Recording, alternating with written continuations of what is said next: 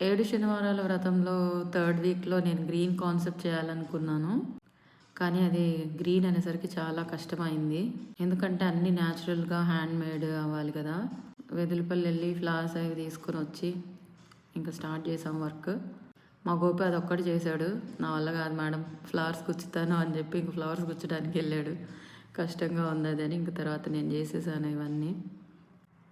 ప్రతి ఒక్కటి చేత్తోనే అలా గుచ్చటం, చేయటం చాలా టైం పట్టిందండి అసలు. అంతా చేసి ఇలా ముగ్గేసాను. ఇది ఏసేటప్పుడు నాకు మా నానమ్మ గుర్తొచ్చింది. చుక్కల ముగ్గులు తెగేసేవాళ్ళు. ఇలాగా ఫెవికాల్ ఏసేసి అలా అంటించాము. బట్ ట్విస్ట్ ఏంటంటే మార్నింగ్ లేచి అది పెట్టేటప్పుడు మొత్తం ఊడిపోయింది. దానికోసం ఒక స్టాండ్ కూడా తయారు చేపిచ్చా వెనకాల.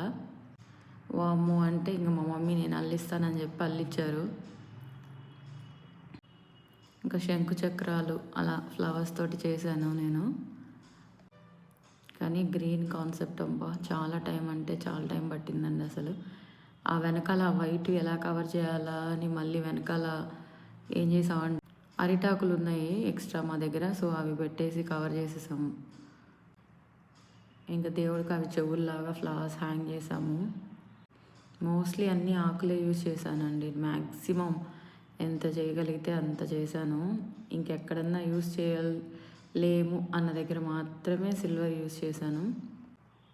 ఈవెన్ దేవుని దగ్గర ప్రమిదలు కూడా నేను గ్రీన్ కలర్ పెయింట్ వేసుకున్నాను.